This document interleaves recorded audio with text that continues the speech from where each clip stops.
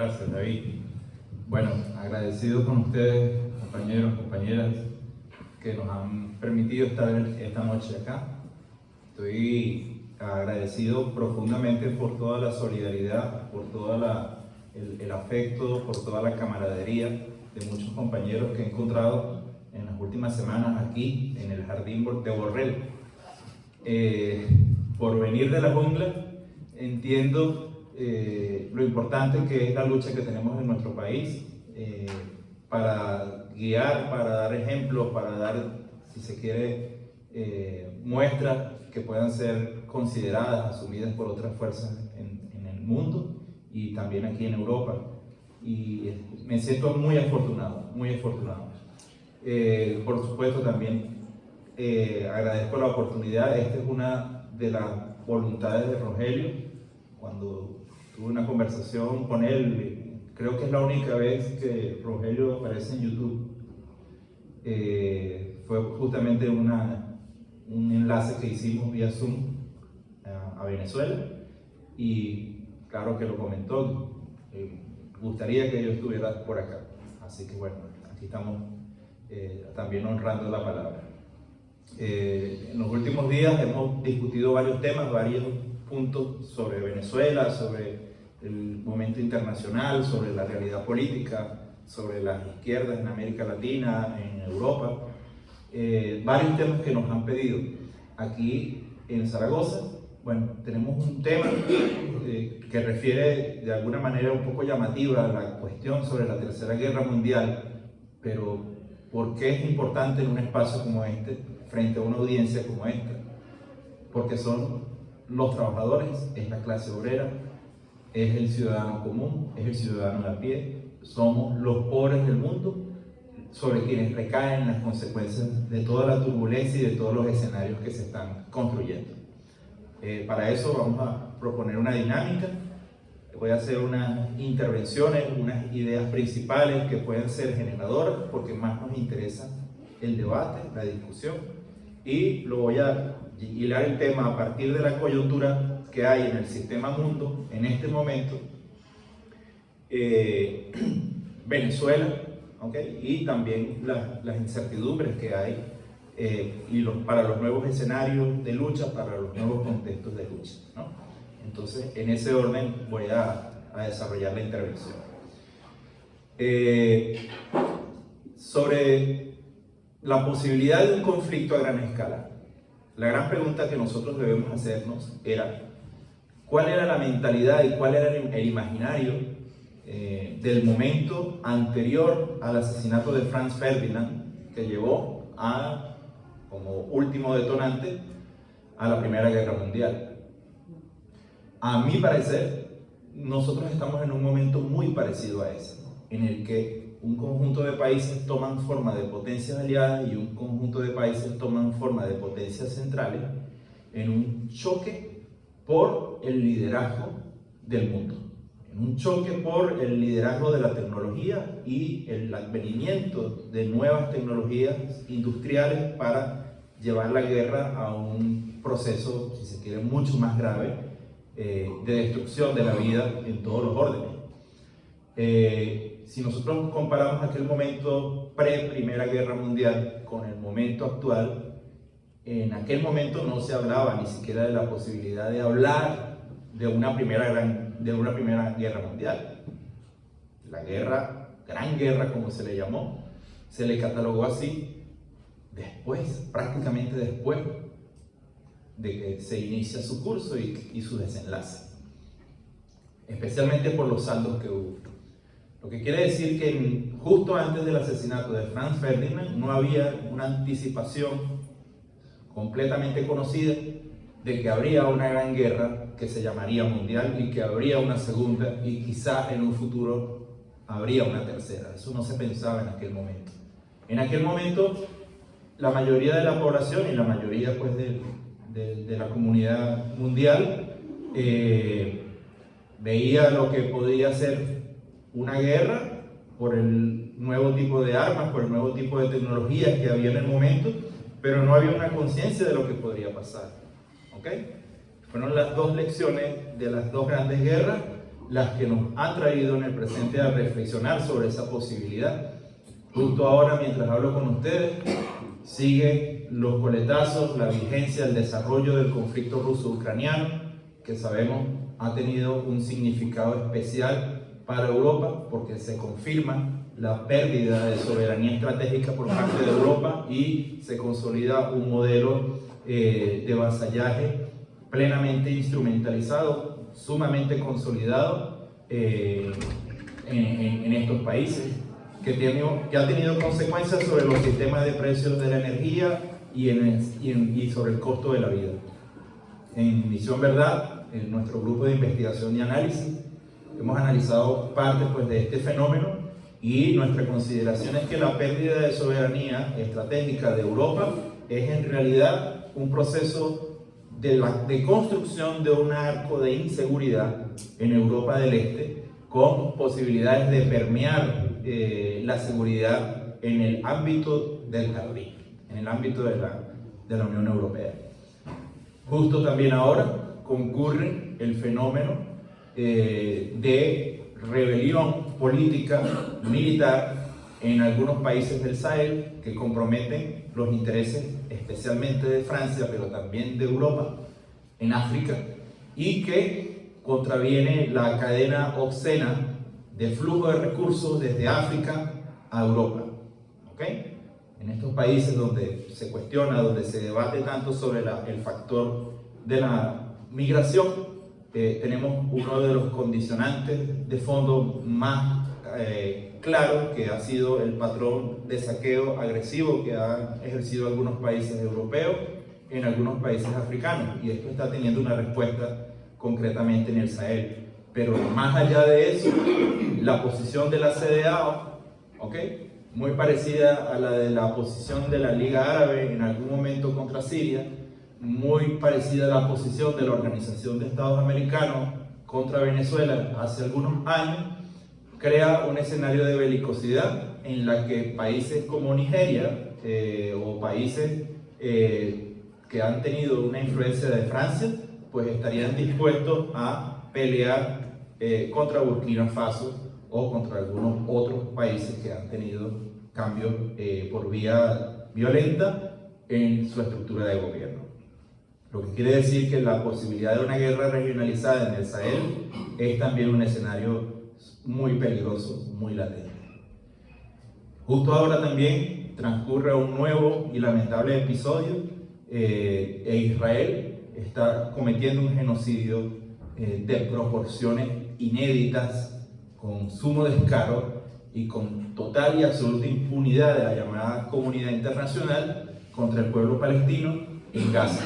Y esta operación de desmantelamiento de Palestina, de destrucción material y existencial de Palestina, ocurre con el grave riesgo de que pueda sobrevenir una guerra regionalizada, una guerra que pueda nuevamente signar el destino de Oriente Medio a través de la desestabilización y el conflicto prolongado.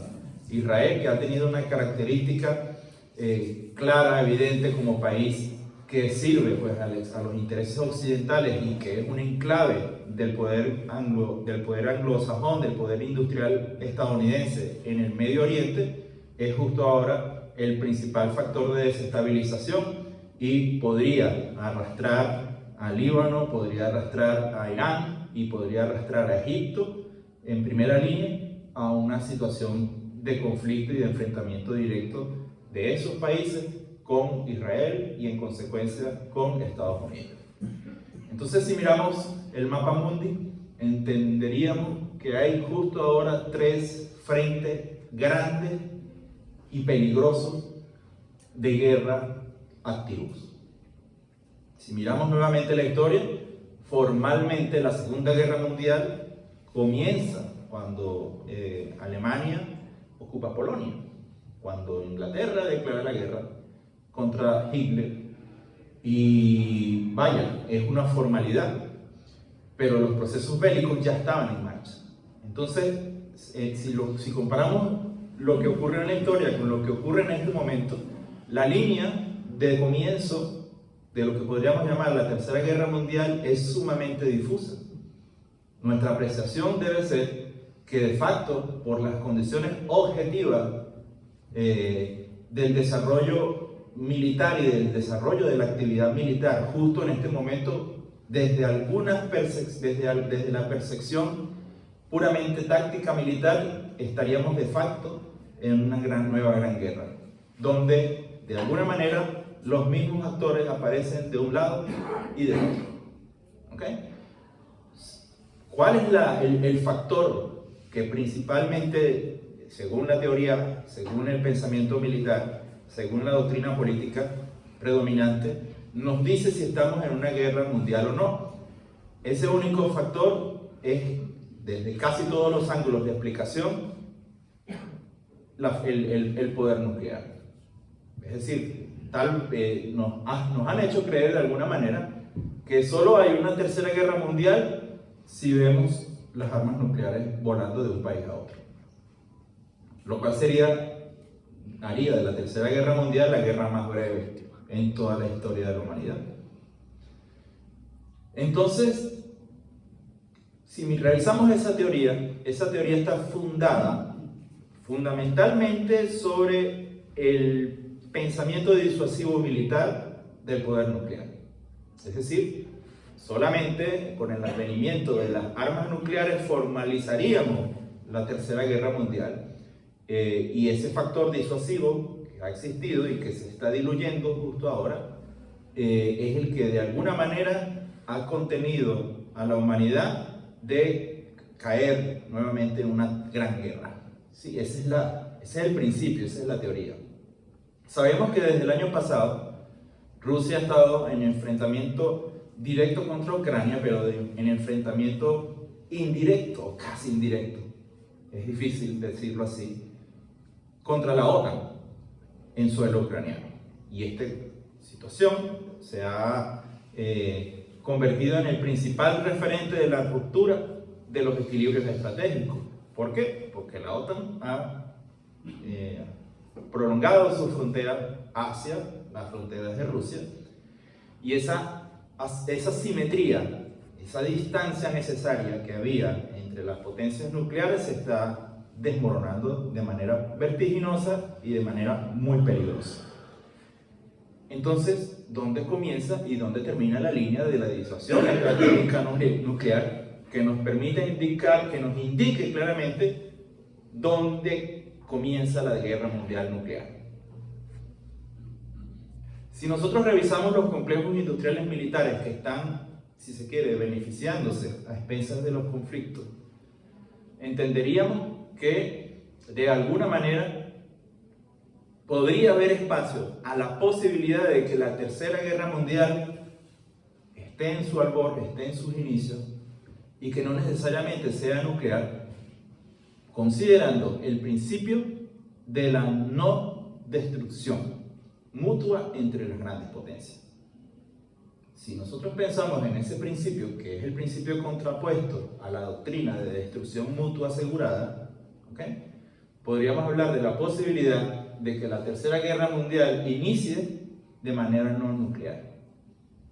Si esa premisa es cierta, estamos ya entonces en la Tercera Guerra Mundial. ¿Por qué? Porque sería una guerra que se está disputando entre el viejo y el nuevo orden en los países del tercer mundo, o en el arco de inestabilidad global que el Pentágono ha delimitado desde hace 15, 20 años. El Pentágono hizo un mapa mundi y estableció que existía un arco de inestabilidad global, y básicamente se excluye de ese arco, de esa zona de conflicto, todo lo que no es Estados Unidos, Reino Unido y la Unión Europea, o más bien Europa Occidental. Mientras que Europa del Este, Medio Oriente, África, Asia están en esa zona de conflicto. América Latina está en esa zona de conflicto. Ellos dibujaron dónde habría guerra, de dónde ocurrían las guerras y dónde ocurría la inestabilidad. Entonces, ese arco de inestabilidad global tiene la particularidad de que es un modelo de exteriorización del conflicto, de delegación del conflicto por parte de las potencias occidentales. Es decir, ellos tienen un marco lógico en el que ellos dicen, cuando nosotros vayamos a la guerra, la vamos a pelear es ahí, no en mi casa. Ese es el principio a través del cual el Pentágono ha diseñado su política de seguridad.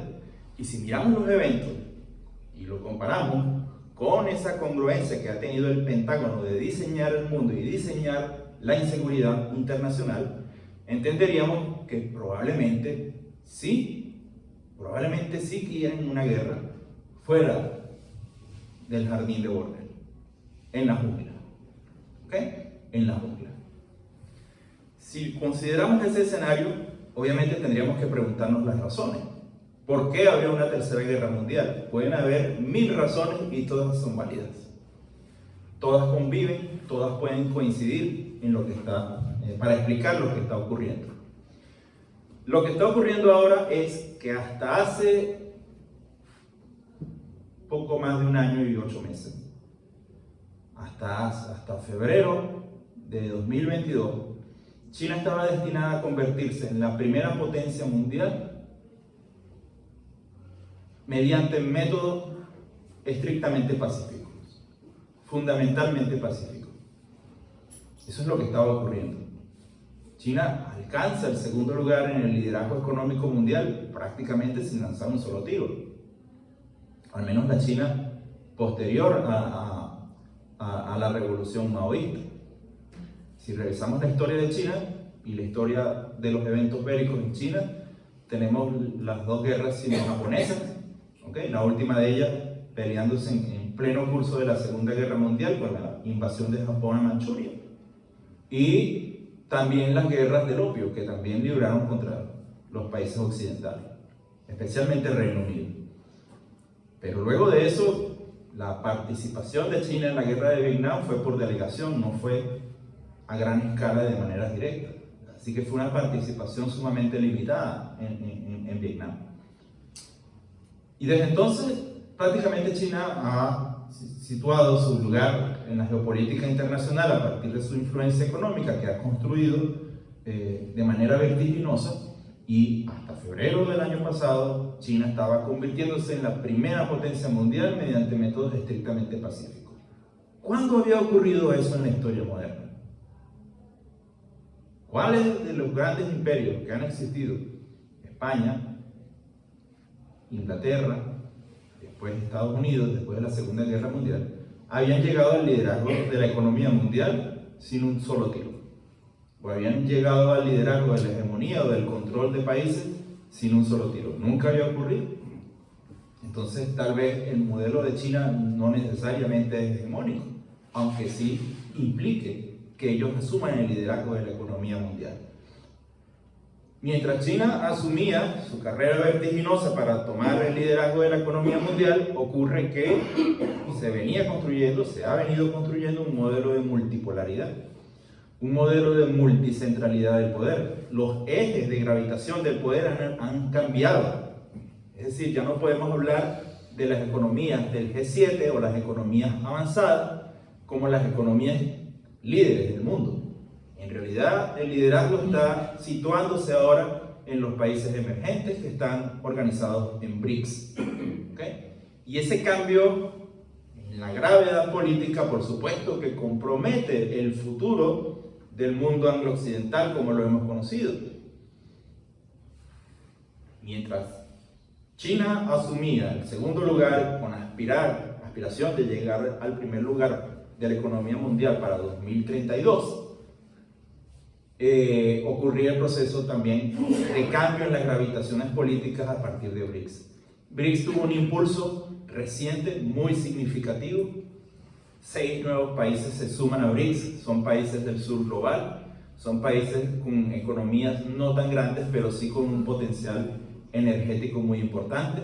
Arabia Saudita, Emiratos Árabes Unidos, Argentina por poseer litio, ¿okay? Irán por poseer petróleo, gas y litio, y obviamente Arabia Saudita y Emiratos Árabes Unidos por poseer petróleo. Egipto, que es la primera economía del continente africano, y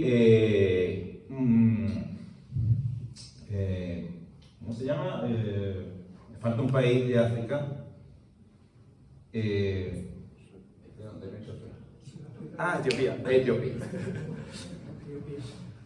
Ok.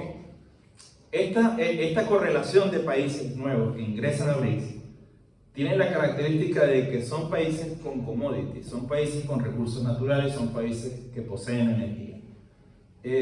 Venezuela también estaba en esa lista de aspirantes.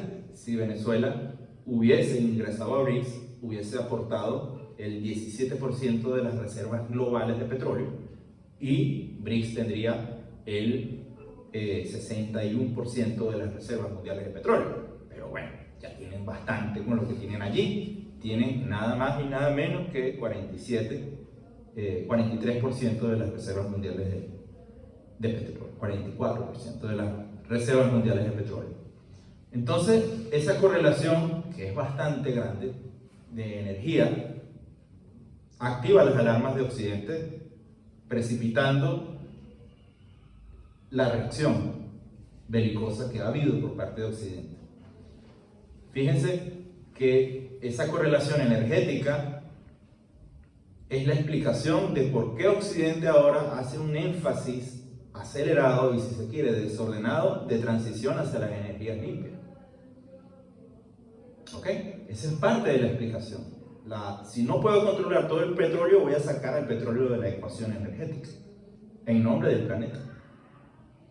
Si no puedo controlar a los países árabes que, caramba, se están yendo con los rusos y se están yendo con los chinos, pues entonces voy a inhabilitar la infraestructura y la tecnología energética basada en el petróleo. Eso es lo que está ocurriendo. Si quiero recuperar las condiciones a futuro para poder controlar el litio, tengo que meterme en el triángulo del litio, ir contra Argentina, ir contra Bolivia, ir contra Chile, o mejor dicho, seguir controlando a Chile como casi siempre se ha hecho. Pero la correlación está allí, la correlación de Occidente tratar de mantener su hegemonía, adaptándose y cambiando de métodos, cambiando de forma para poder prevalecer. Pero además de eso, uno de los componentes es el conflicto. Si no puedo cooptar países, puedo debilitarlos o puedo destruirlos. Y eso tiene mucho que ver con lo que está ocurriendo justo ahora en Gaza. O sea, tal vez el principal interesado en propiciar una guerra de escala regional es Occidente, para arrastrar a Irán y a Egipto en ese conflicto como principales candidatos. Justo ahora Israel está bombardeando y ha tenido acciones belicosas contra 4 países, 5 si entendemos a Palestina como una nación. Palestina, Líbano, Siria, Egipto, ¿ok? Y de manera indirecta Irán, porque no todas las acciones belicosas las vemos en los noticieros, existen.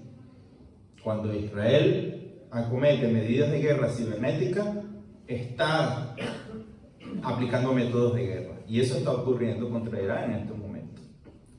Entonces sí, Israel tiene un frente militar abierto, un frente tecnológico, militar armado y también cibernético contra 5 países, contra 5 naciones en este momento. Solo para defender su sagrado, entre comillas, derecho de borrar a los palestinos del mapa. No creo que sea solamente por eso.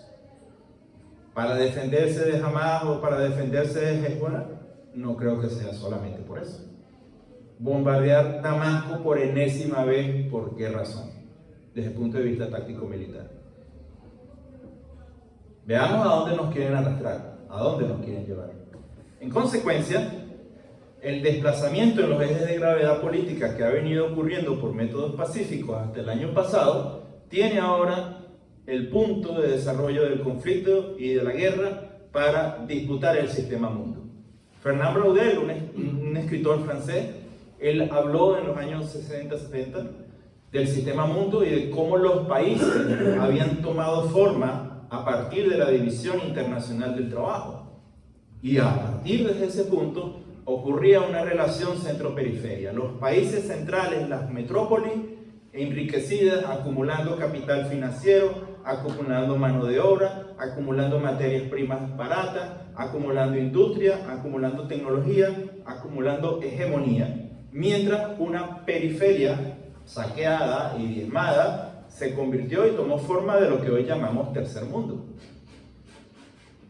Y ahora que ocurre una nueva multicentralidad del poder, ahora que se está creando nuevos ejes de gravedad política y económica, vemos que se reproducen otras nuevas relaciones de centro y de periferia. Es decir, los países ahora tendrán que organizarse en bloques para no quedar en una nueva periferia. Se están creando nuevos centros de poder en Eurasia, se están creando nuevos centros de poder en la ASEAN, se están creando nuevos centros de poder en África, y existe una visión de cohesión de las economías, de cohesión de los gobiernos para defender los intereses de las economías regionales. Lastimosamente América Latina tiene algunos pasos allí muy incipientes todavía, pero en América Latina todavía no hay una conciencia clara de lo que está ocurriendo, porque lo que está ocurriendo es o nos organizamos en bloques o vamos a ser aislados y avasallados como Estado-nación. O nos organizamos en bloques o como países por sí solos no vamos a poder mediar nuestra situación frente a un mundo organizado en bloques. China, Rusia han sido actores claves para cambiar la correlación de poder, aupar la construcción de la multipolaridad, porque el objeto real de esa nueva multipolaridad no es organizar únicamente las economías, es organizar la gobernanza política. En un mundo donde la Organización de Naciones Unidas no sirve y es una instancia multilateral completamente amarrada, completamente limitada, construir una multilateralidad de nuevo tipo que le permita a los países tomar decisiones para incidir sobre la vida, sobre las condiciones materiales, sobre las relaciones internacionales, sobre el comercio y también sobre la cultura. Occidente está en decadencia. Occidente está tomando un nuevo impulso e engullendo a Europa. Occidente quiere 30 años más de existencia si hace caer a Venezuela, porque tomarían su petróleo, tomarían lo que será la cuarta reserva mundial de gas, porque Venezuela está certificando lo que será la cuarta reserva mundial de gas. Para ellos poder garantizar más energía, más hegemonía, más capacidad de cabildeo y consolidar su patio trasero. Venezuela es un obstáculo a ese patio trasero, a que ellos continúen profundizando y perpetuando su modelo de patio trasero en América Latina. Y por eso Occidente quisiera que caiga Venezuela, de la misma manera en que quiere que caigan las industrias europeas, de manera que quiere que caiga el sistema comercial, energético, industrial de Europa para que dependan del gas estadounidense, y quieren a la larga condicionar la vida de los ciudadanos europeos para perpetuar el flujo de capitales hacia Estados Unidos. ¿Ok? Destruir el estado de bienestar europeo para que las empresas músculo europeas terminen invirtiendo capitales en Estados Unidos y ellos tengan nuevo oxígeno para seguir construyendo o fortaleciendo su sistema financiero. Un sistema financiero que es enfermo, un sistema financiero que está temblando ante la posibilidad de que se consolide una arquitectura de la desdolarización. Esa arquitectura de la desdolarización es países de BRICS comprando materias primas, productos, bienes industriales con sus monedas. Esa arquitectura de la desdolarización es que Arabia Saudita y Emiratos Árabes Unidos, a pesar de la gran y fluida relación que han tenido con Estados Unidos, ahora tienen a China como su principal comprador de petróleo y están considerando pagar el petróleo, que los chinos les paguen el petróleo en yuanes. Eso implica que la bolsa de valores de Shanghái está haciendo muchísimas operaciones cada día más en yuanes y no en dólares. Eso implica que Argentina va a pagar un swap con China, parte de su deuda con el Fondo Monetario Internacional en yuanes.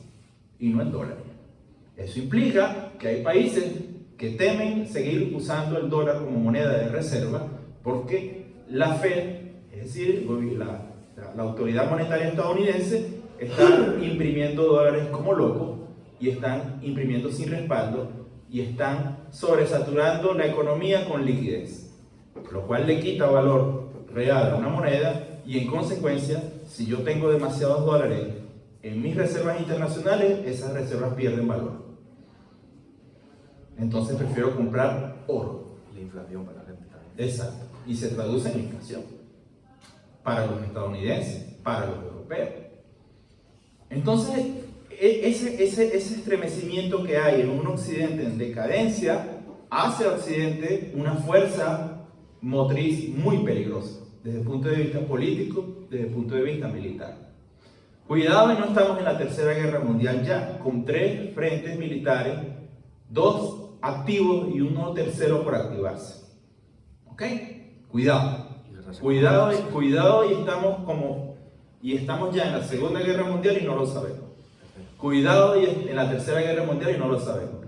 Cuidado y estamos en Austria y ya tomaron el control del lugar y pensamos que bueno, que la guerra será mundial hasta que Inglaterra le declare la guerra a los nazis por Polonia.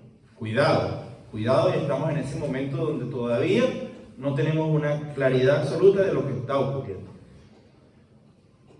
Quiero hablar sobre esto y quería mencionar estos aspectos por las incertidumbres que eso implica, las incertidumbres que eso trae para nuestros países, nuestras realidades. En el caso de Europa, en el caso de España, hasta hace unos pocos años, las inquietudes, necesidades y demandas poblacionales en la vida, de la vida, en la clase trabajadora se mediaban con Madrid. Ahora tienen que mediarla con Bruselas. El poder está más lejos para ustedes.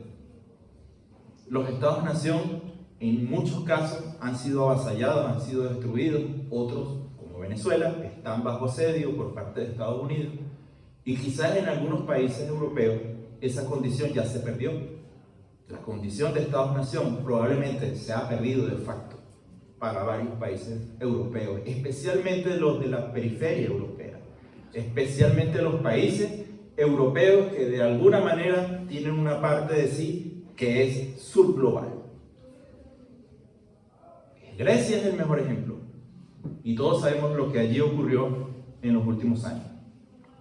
Entonces, eso nos lleva a nosotros, a todos y a todas, a un escenario de reflexión sobre la gobernanza que existe entre nuestros países, sobre el modelo de gobernanza que existe en nuestros países y lo que quisiéramos y que no hemos logrado construir. Fíjense que uno de los grandes problemas de la sociedad española es un tema que de alguna manera permanece fuera de los grandes debates del país. Y yo sé que tratándose de algunos de ustedes que son sindicalistas, que son dirigentes de base, que son dirigentes sociales, sí lo ven, pero otros compañeros no lo ven. Pero en España existe un elemento que puede ser vertebrador de la integración de las luchas sociales, que puede ser el factor trabajo. Lo he visto así. Inmigrantes, trabajo inmigrante, trabajo asalariado, subsalariado, jubilados, jubilados sin política social o con montos, cobrando políticas sociales con montos que no son acordes a la realidad. Jóvenes que no logran emanciparse, que tienen 30, 32, 33 años y todavía viven con sus padres, no tienen facultades de poder entrar al sistema de crédito. Profesionales subpagados o profesionales españoles que tienen que irse a trabajar a Alemania para ver si hacen algo con su carrera porque no quieren trabajar de bartender, de meseros en España. Una economía que tiene forma de fábrica de jugo y bares y terrazas. Una economía que fue despojada de sus industrias y que gravita alrededor del sistema industrial alemán. Una economía que no tiene soberanía monetaria porque la soberanía monetaria reside en Bruselas, controlada por factores muy pequeños. Una economía donde existe trabajo precarizado para las mujeres, que son un sector extremadamente grande, importante e inocultable de la sociedad. y que en condiciones elementales de vida impiden, las condiciones elementales de vida de las mujeres les hace menos competitivas, entre comillas, menos aptas para ciertos puestos de trabajo porque tienen que criar, ¿no? Las que deciden criar. Y en el caso de todos esos factores y de todos esos actores,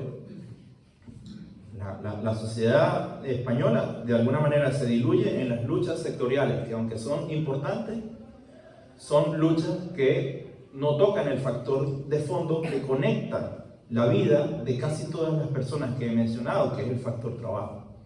Todos estos elementos que he enumerado tienen un punto en común dentro de la estructura laborista. El trabajo como epicentro, como factor vertebrador de la vida de los españoles. Es por el factor trabajo donde existe la precarización de los pensionados, la precarización de la vida de los jóvenes, la precarización del derecho a la vivienda, la precarización de las condiciones laborales, incluso de la propia importación de mano de obra inmigrante, las condiciones estructurales de la industria desaparecida en España y de la marca SEAT, que ya no es española, sino que es de Opel. Todas esas condiciones de la vida que impactan directamente en la vida de los españoles gravitan en el factor trabajo. Y entonces vemos cómo esos factores, pues, que no están, digámoslo así, en los primeros lugares de las discusiones, de alguna manera sí son interpretados y sí son asumidos por otras fuerzas, como la ultraderecha, a través de Vox, quienes mantienen un frente de discurso activo, hablando del derecho del trabajo en España, pero para sacar a los inmigrantes. O en el caso de Podemos, que en algún momento logró una conquista salarial muy importante y muy significativa, y ahora Sumar, que propone la reducción del trabajo laboral. Ellos entienden la cuestión del trabajo, pero en las organizaciones sociales de base no aparece ese factor. Y claro que todos los temas importantes para un país, además de integrar las luchas, sirven también para reflexionar la situación del país y la situación de la gente. A la larga, ¿qué depara el conflicto? ¿Qué depara la Gran Guerra? ¿Qué depara la lucha entre potencias? El choque de placas tectónicas que está ocurriendo, ¿qué destino trae para los españoles? Si apenas se enfrentan Rusia y Ucrania, y en la economía española hay repercusiones que afectan la materialidad de la clase trabajadora. Entonces, ¿qué va a pasar cuando las consecuencias del conflicto entre Israel y sus países vecinos escalen? ¿Qué va a pasar si la guerra en el Sahel se ocurre y escala? ¿Qué va a pasar en Francia si no logran acceder a condiciones desventajosas para los países africanos al uranio? ¿Qué va a pasar con el precio de la electricidad en Francia, país que depende principalmente de plantas nucleares? ¿Qué va a pasar en el próximo diciembre, en el próximo enero, si la situación en el Medio Oriente se desboca y ahí sí genera un nuevo impacto sobre los precios de los hidrocarburos? ¿Y qué va a pasar con la calefacción? ¿Cuál es el elemento vertebrador de la respuesta social ante esa crisis que va a ocurrir, que puede ocurrir y que puede estar a la vuelta de la esquina?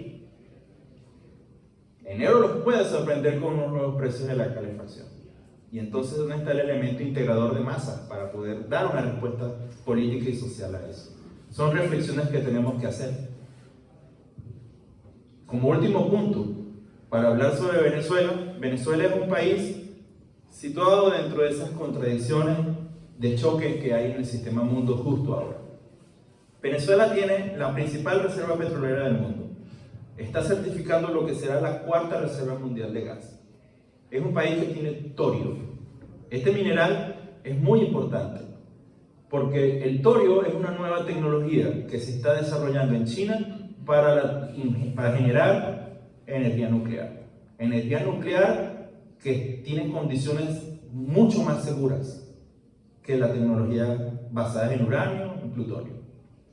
El torio es un mineral que, si entra en contacto con la atmósfera, se solidifica. Y es una tecnología que está exenta de los riesgos de Fukushima o de Chernobyl. Una tecnología nuclear distinta. Y se realiza en base a ese mineral torio, el cual es abundante en Venezuela. Venezuela tiene coltán. Todos tenemos un teléfono, tenemos coltán en nuestros bolsillos. Y esos minerales son parte pues, de la matriz tecnológica que está en pleno desarrollo. Y aunque dentro de algunos 30 años, es decir, para el año 2050, cuando las nuevas tecnologías limpias se desarrollen y tengan un lugar mucho más grande en la matriz energética, según la OPEP, según la Agencia de Energía de Estados Unidos, es decir, dos instancias enfrentadas entre sí, las dos coinciden en que para 2050, aunque la energía limpia sea muy importante, prácticamente se va a quemar la misma cantidad de petróleo que se quema el día de hoy. En un mundo donde pocos países tendrán reservas.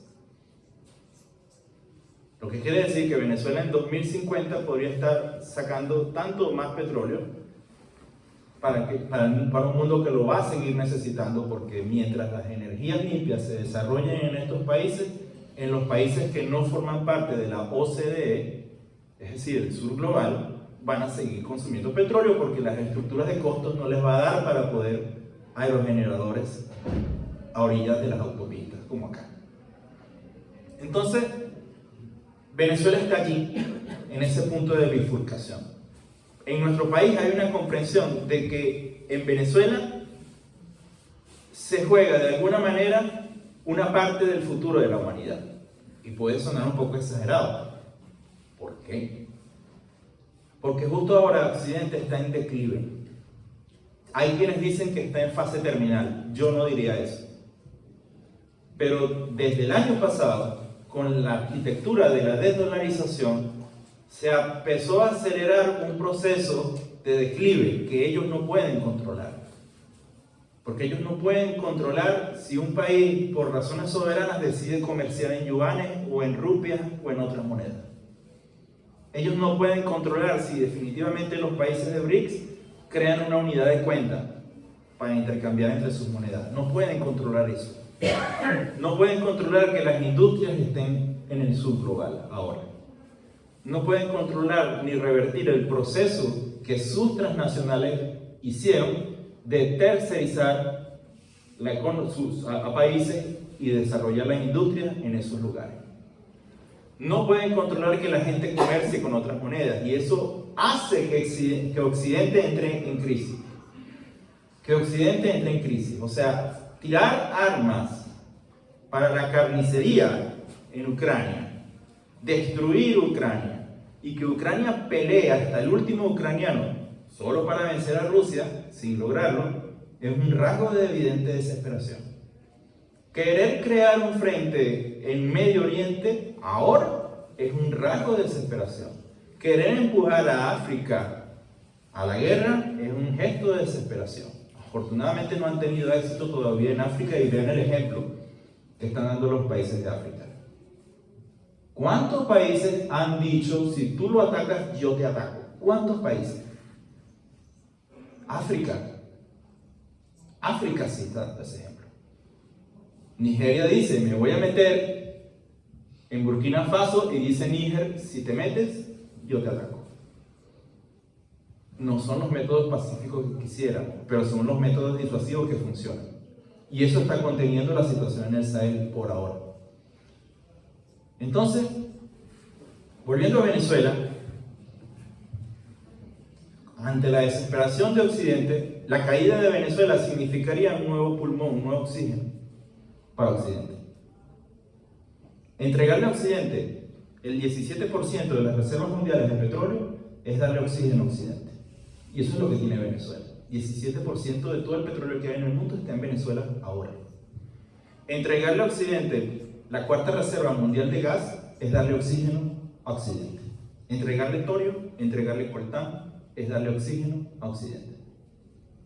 Incluso todos esos commodities, todas esas materias primas y energía servirían para darle un nuevo oxígeno al petrodólar.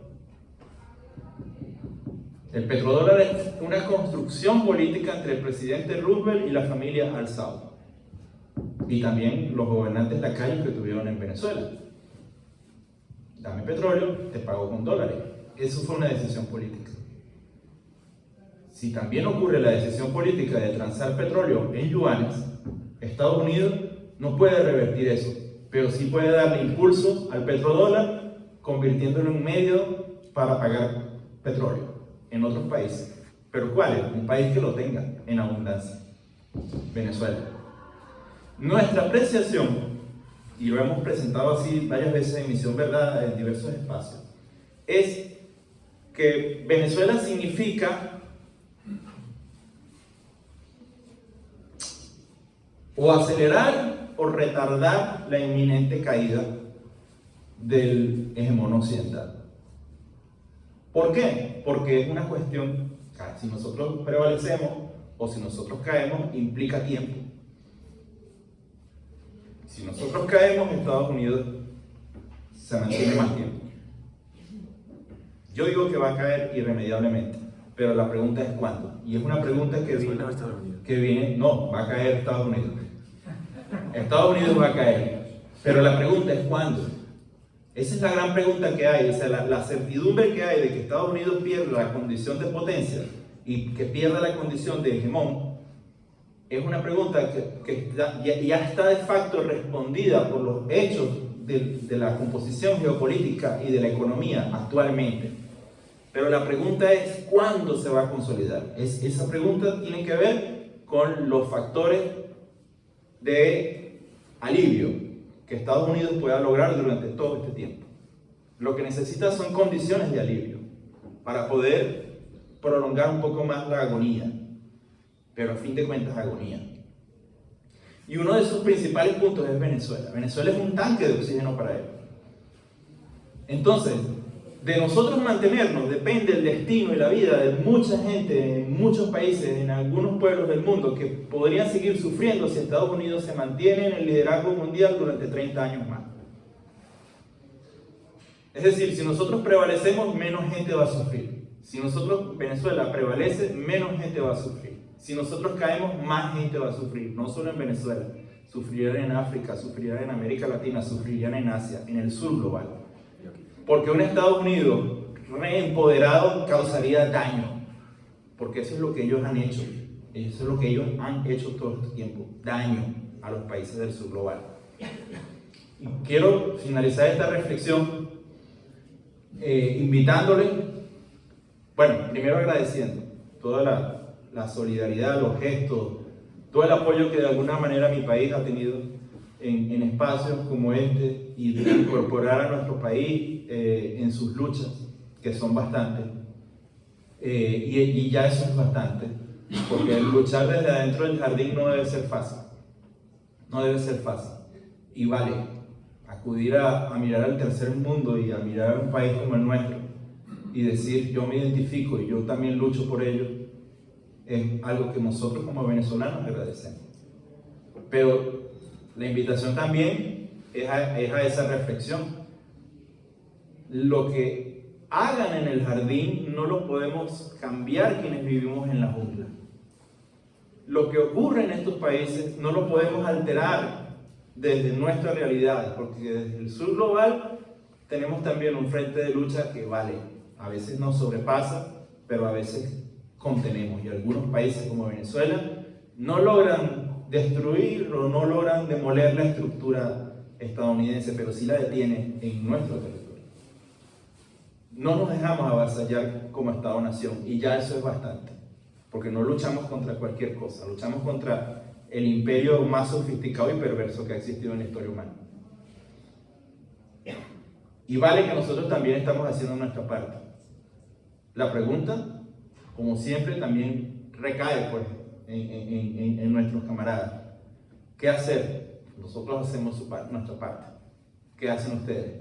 También hacen su parte. Pero ¿cómo lograr voltear la política y lograr voltear las condiciones para que los frentes de resistencia en estos países puedan ser un obstáculo a las agresiones que los países anglo-occidentales cometen contra nuestras naciones de manera constante y de manera impune todos los días, cada día?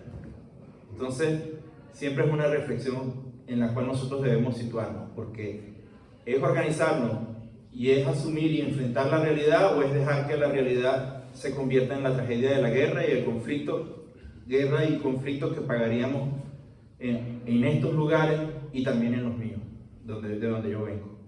Así que bueno, compañeros, vamos a compartir derecho de palabra, lo que quieran preguntar y discutamos sobre estos temas. Muchas gracias.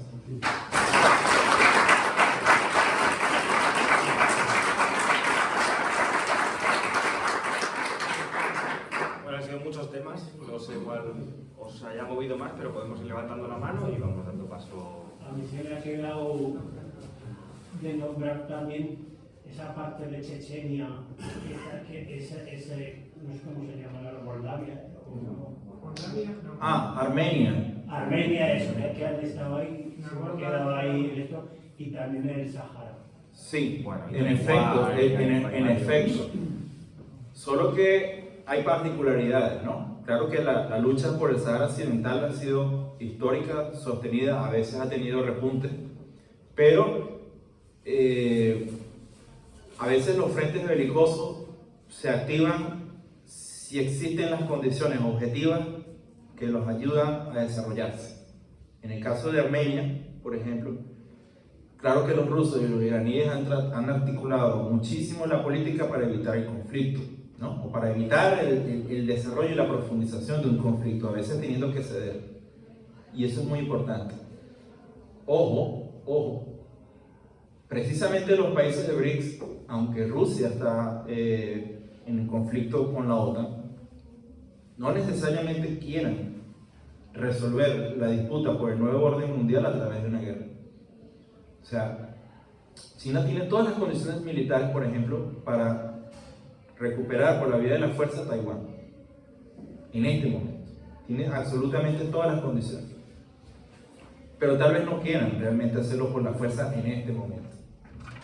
Eso quiere decir, si Rusia no quiere la proliferación de un conflicto armado en Armenia, si China no se quiere activar directamente en Taiwán, es probable que tampoco quieran que prospere o escale a nivel regional la situación de Gaza. ¿Okay? Y entonces, todos estos frentes de guerra, como te digo, pueden estar activos o inactivos, todos son potencialmente peligrosos, pero eso depende de las condiciones objetivas que los generan. Y una de las condiciones objetivas que los generan o que los contienen es el rol de otros actores más allá de Estados Unidos. Estados Unidos por sí solo no puede pelear una guerra solo sin una contraparte. Y entonces el caso de Armenia es justamente eso. Tanto el gobierno de Irán como el gobierno ruso han tenido una participación directa en tratar de desescalar las hostilidades, pero al mismo tiempo hacer que los propios factores allí cedan para precisamente no generar un conflicto en el Cáucaso, en la región del área de influencia, pues, o el área cercana a Rusia, ¿no? Entonces, esa es una guerra de laboratorio allí en Armenia. ¿Y el Sahara? Bueno, el Sahara tiene una connotación completamente distinta, ¿no? Lo que pasa es que en el caso del Sahara, digámoslo así, el rol de Marruecos tiene un vínculo, de hecho. Lo que está haciendo Marruecos tiene un vínculo incluso con la propia política española. Todos sabemos lo que pasó aquí hace poco y de cómo se dobló Pedro Sánchez, ¿no?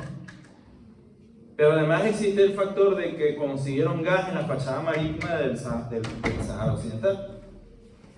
Entonces tiene una connotación completamente distinta y lamentablemente el Frente Polisario pues está en una condición asimétrica muy desventajosa, que no tiene desde el punto de vista militar un apoyo frontal de ningún país emergente. Solamente Argelia tiene una posición que está todavía dentro del ámbito político, pero no es en esencia un frente belicoso peligroso precisamente por la condición de asimetría. ¿Alguna cosita más? Japón, no lo he comentado, pero claro, Japón, aunque está en clara decadencia, sigue teniendo, es uno de los países del mundo, ¿no? Desde el final de la Segunda Guerra Mundial. Entonces, supongo que está muy vinculado al mundo occidental, está con el pulso, entiendo, con la propia China, pero en un momento dado Japón también podría decir a cierto acercamiento a China, o China favorece tener ciertos puentes con Japón. No sé, te planteo esa posibilidad. Mira, la situación entre China y Japón no parece que tenga perspectivas buenas. No parece. Porque en realidad la situación de Japón no es mediada por sí mismo, es mediada por Estados Unidos. Japón no tiene ciertas capacidades militares para enfrentarse a ningún país en estos momentos. No la tiene.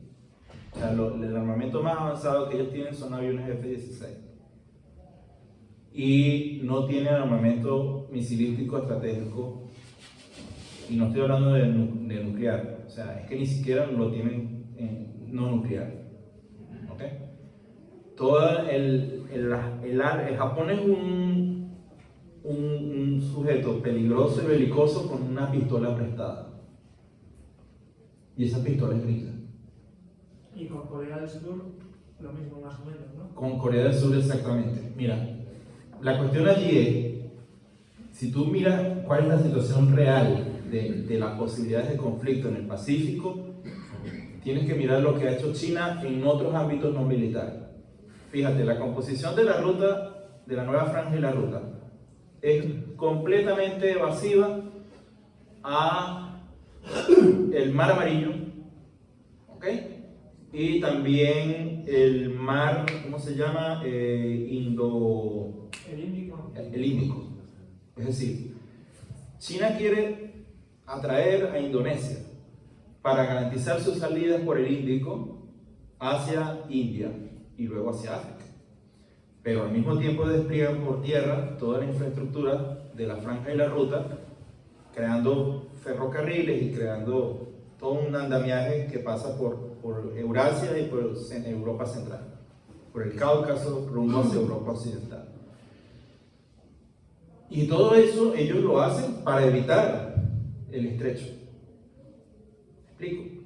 Para evitar, o mejor dicho, reducir sus vulnerabilidades en un eventual escenario de conflicto contra Japón, Filipinas, ¿ok? Con quienes tienen disputa sobre la delimitación marítima. Entonces, cuando los chinos se blindan creando una infraestructura para poder asegurarse el oxígeno comercial, es porque entienden que allí el factor de confrontación es latente. No es un área completamente asegurada. China incluso ha creado atolones artificiales para poder garantizar lo que es el despliegue de su flota. La flota de China es más grande que la de Estados Unidos y mucho más moderna que la de Estados Unidos. ¿Por qué los chinos han invertido tanto en la flota? Para ocupar Taiwán por la vía de la fuerza, no necesariamente. Es para pelear en un escenario de guerra a gran escala en el Pacífico. ¿Ok? Y entonces eso te dice el tipo de relación que los chinos tienen con Japón, de la relación que tienen con Corea del Sur. Porque si fueran unas relaciones completamente sólidas y completamente de confianza, tú no tienes la necesidad de crear un espacio asegurado. El único que genera condiciones de espacio asegurado con bases militares y despliegue de armas de manera masiva es Estados Unidos. Pero es porque Estados Unidos no tiene socios, tiene vasallos, no tiene amigos, tiene intereses, no convence, intimida. Entonces, China despliega su infraestructura militar, pero también sus corredores comerciales, alejándose de las posibilidades de quedar atrapada en el estrecho del Mar Amarillo. Entonces, obviamente, pues eso es señal de que las perspectivas allí con Japón y con Corea del Sur especialmente son muy negativas entre China y ellos. ¿Tienen acuerdos económicos? Claro que sí. ¿Quién no los tiene con China? Pero una cosa son los acuerdos económicos y otra cosa es el poder, la composición del poder en Japón. El poder en Japón está completamente cooptado y completamente dominado por intereses occidentales.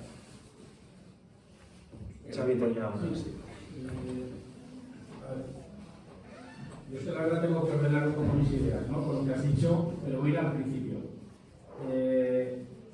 Las guerras y el coste que nos supone a la clase obrera a las guerras. Estos que tienen pasta no mueren ninguno, o sea, alguno que haga un misil. Y decimos, ¿cómo le podemos dar la vuelta a esto? Desde luego el panorama que has puesto muchos, casi todos coincidiremos con esto y no es para ser optimistas, la cosa muy jodida. Pero si dentro de la clase obrera, por lo menos los que defendemos no al aumento de los gastos militares, estamos viendo por la situación que hay, que la mayoría de los países del mundo mundial están incrementando los gastos en armamento. O sea, ahora la gente dice, me voy a tener que defender, tal cual está la situación, no sé si es porque me obliga la OTAN o porque me tengo que defender ante no sé quién, incluso los propios palestinos lo han demostrado, ¿no? Hace unos años veíamos las imágenes de televisión, los zagadicos palestinos tirándoles piedras a los tanques, ahora ya les tiran otras cosas. Si se ha lanzado a hacer esto, dice, porque ahora tenemos algo más que arcos y flechas como salía antes en la televisión. Bueno, intentan ahí, se han rearmado. Pero si entramos ante esta situación que hay, que cualquiera nos puede invertir, nada más que tú tengas gas, tengas petróleo y tal, eres objetivo militar del país que se lo ocurra. Un país que sea pobre, que no tenga de nada, pues tiene que ser hasta felices. Prefiero no tener nada porque así no me invaden. Tengo algo y después no puedo dormir tranquilo, porque cualquier día por la puerta y resulta que tengo ahí a los yanquis ahí. Entonces, claro, el movimiento obrero, o sea, trabajadores, jubilados, estudiantes y leches, miras así y dicen, ¿qué hacemos ante esto? ¿Qué hacemos? Porque la pregunta grande que tengo es ¿qué hacemos? Está claro que, yo qué sé, los americanos perdieron la guerra en el Vietnam, no solo porque los vietnamitas estaban escondidos en túneles por ahí tal cual, sino por un movimiento importante en la calle que consiguió, incluso dentro de los Estados Unidos, consiguió pues, decir, vamos a echar esto para atrás. Gente que desertó, empezaron a desertar gente. Yo no sé si aquí tendríamos que hacer un llamamiento a la deserción, ¿no? Es decir, pues que no vaya nadie y tal. Pero hasta para eso el enemigo es inteligente, porque ahora la mayoría son mercenarios. Resulta que matar gente es su oficio. El otro día leía en prensa un mercenario español, y como ese habrá un montón, pues que está ahí en Israel, o sea, está en Palestina disparando con los iraníes, que joder, no sé si el cabrón, ¿no? A pegar tiros, pero si en Ucrania está viendo lo mismo. Es decir, que ahora tienes grandes empresas de mercenarios, pues que como decir campeador, ¿no? Quien más me pague, pues a mí me voy. Y dices, hostia, lo tenemos jodido. Porque antes, pues si está mi hijo en la mini, le digo, mira, tío, vente para aquí a casa, nos escondemos en la cueva que no nos pillen. Pero si ahora un mercenario no dices, no te va, porque dices, no, pues yo vivo de esto. Nomás me está ganando un buen y tal.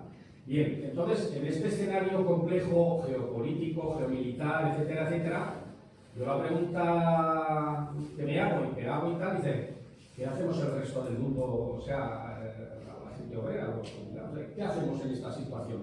¿Cómo vamos a ser capaces de, no sé, en este caso aquí en el Estado español, a ver cómo convencemos al gobierno español para que desde Zaragoza no se mande más armamento a Ucrania?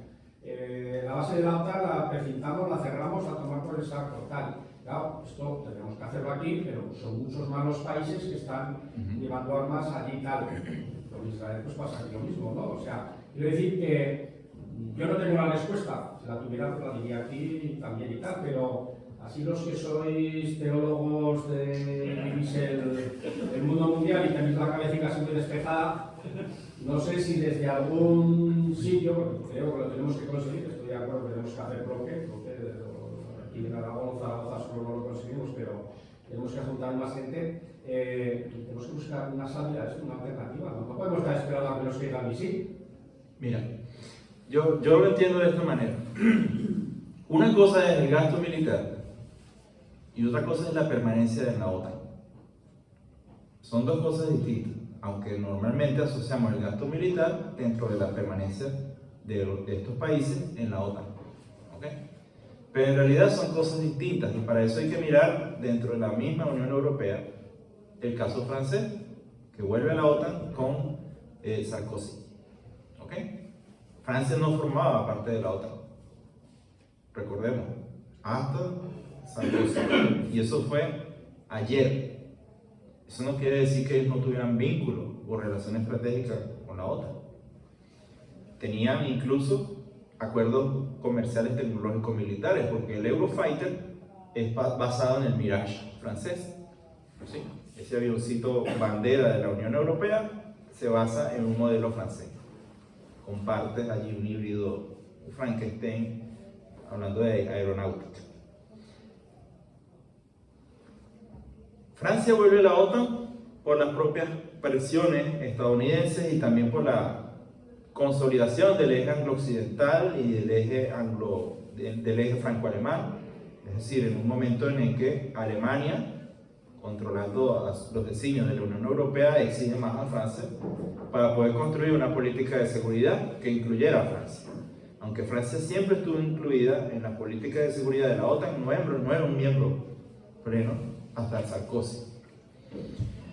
Entonces, como eso fue ayer en política, yo digo que eso podría ser un proceso que se revierte, pero eso no quiere decir que no salía costoso para los franceses el gasto militar francés. ¿Okay? Entonces hay que establecer una diferencia entre lo que es el gasto militar y lo que es la presencia en la OTAN. Yo digo que los gastos militares, dependiendo del país, dependiendo de dónde esté, dependiendo del contexto, puede tener cierta legitimidad política mientras tenga propósitos para fortalecer la seguridad nacional. Pero es que ni siquiera hay países que tengan condiciones de seguridad nacional porque no son Estados-nación. Parece, pero no lo son. Porque tienen una seguridad nacional completamente delegada a un ente supranacional, que es la OTAN. ¿Se entiende? Entonces, el principio de resistencia puede pasar por oponerse al envío de armas y aumentar el gasto militar para los contribuyentes, porque no es una guerra que es nuestra. Es decir, el punto sería, mira, no envíes armas a Ucrania, no envíes armas a Israel. Eso es un punto de partida. Pero el punto de fondo es la pérdida de la soberanía de un país, la pérdida de la integridad en materia de seguridad de un país por delegarla a la OTAN, y que en consecuencia vale irnos de la OTAN. Ese es un punto de vista, si se quiere, vamos a decirlo, de lucha que aunque pueda parecer muy difícil, yo no lo veo imposible, por las mismas razones por las que las grandes conmociones sociales o los grandes movimientos sociales o los grandes factores de fuerza dentro de las sociedades pueden torcer decisiones desde el punto de vista militar. Y lo mencionaste en Vietnam. Vietnam es el mejor ejemplo porque es la forma en que Estados Unidos sufrió en su frente interno, las consecuencias de la guerra que estaban librando en Vietnam. Y surgió a partir de grandes conmociones sociales. Mi apreciación desde el punto de vista militar es que fue Vietnam quien derrota a Estados Unidos. O sea, fueron los campesinos vietnamitas quienes derrotan a Estados Unidos, quienes generaron el alto costo a Estados Unidos, el alto costo de vidas, ¿okay?, que los vietnamitas, el Vietcong logró contra Estados Unidos, fue la causa de una reacción en el frente interno estadounidense. ¿Okay? Así que, claro que hay una diferencia entre lo táctico militar, pero en la opinión pública, que es donde se resuelve la política, allí jugaron otros actores. Y entonces, sí es posible que en muchos ámbitos se puedan revertir decisiones y se puedan revertir cosas. Hace poco se dijo que las movilizaciones a favor de Palestina y de Gaza son las más grandes desde las movilizaciones contra la guerra en Irak. Fíjense cómo se ha perdido el sentido democrático en muchos países en los últimos años. Las movilizaciones contra la guerra en Irak, que fueron hipermasivas, no lograron ningún cambio y ningún resultado en las decisiones políticas. Estados Unidos se quedó en Irak hasta que les dio la gana. ¿Ok? Entonces, obviamente las grandes movilizaciones tal vez no son una respuesta más eficaz. Las decisiones en la política se cambian desde los políticos. Entonces ya el foco de acción no debe ser la institucionalidad, sino directamente los políticos, directamente los actores políticos, los partidos, los actores. El año que viene ustedes van a ver un movimiento que puede ser de masas, que puede ser bien importante. Es lo que he visto por allí en las noticias, es lo que se ha comentado.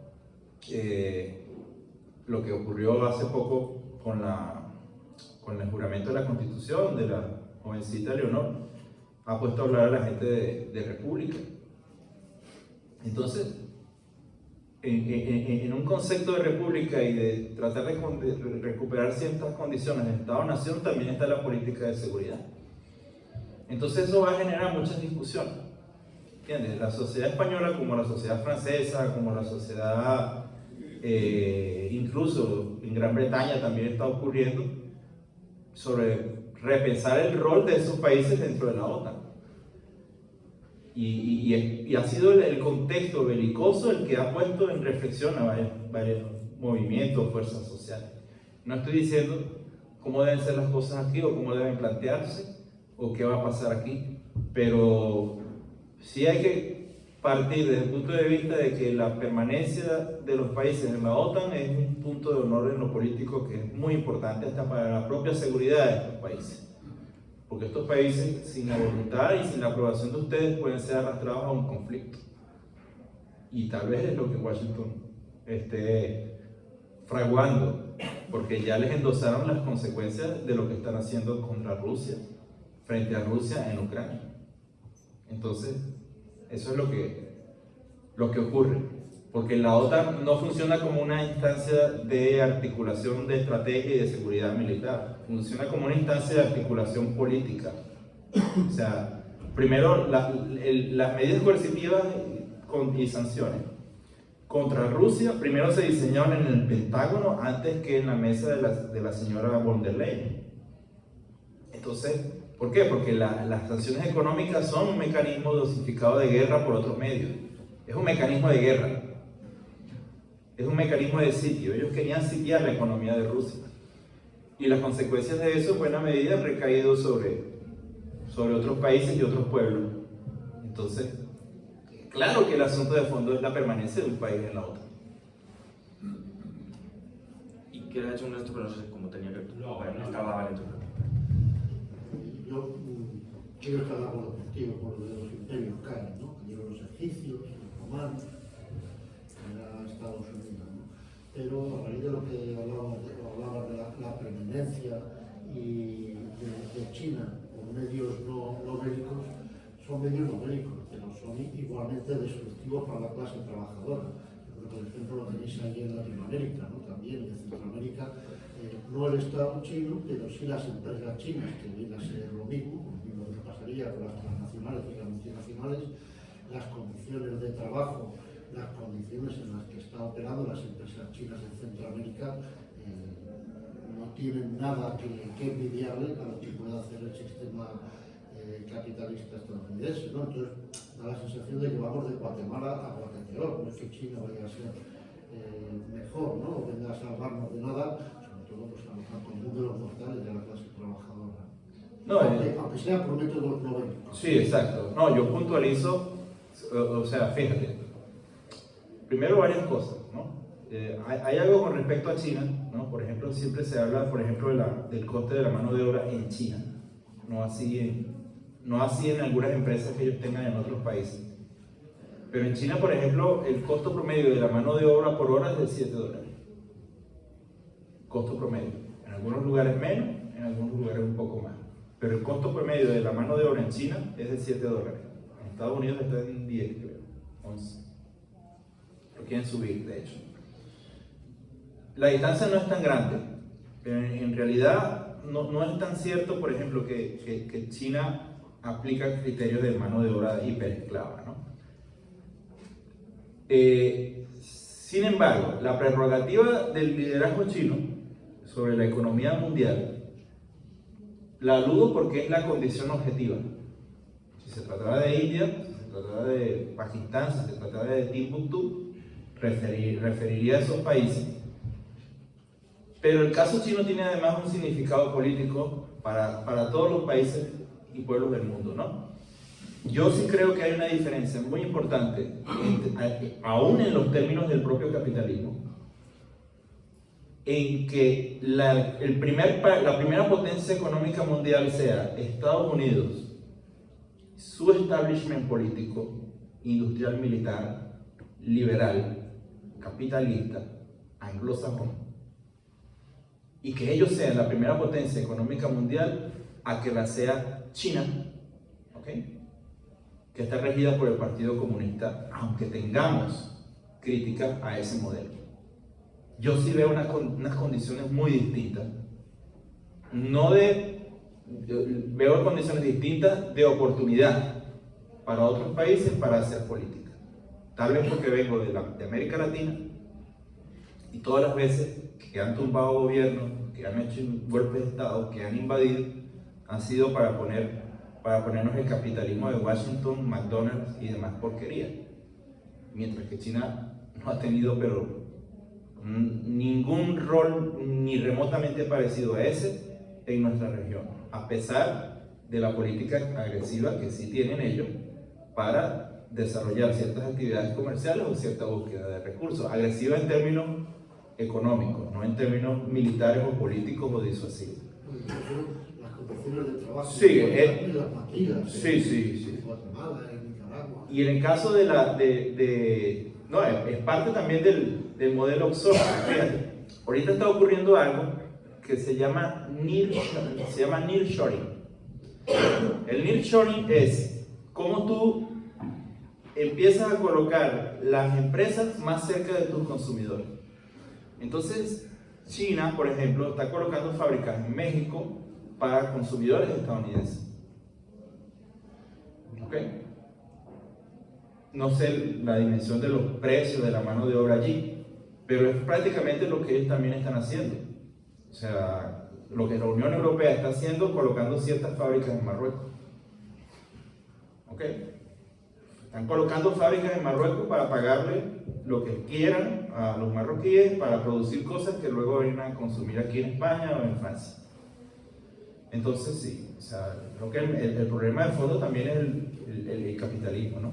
Y entonces, aunque tenga bemoles y diferencias, en eso no podemos estar no de acuerdo, o sea, claro que no estamos.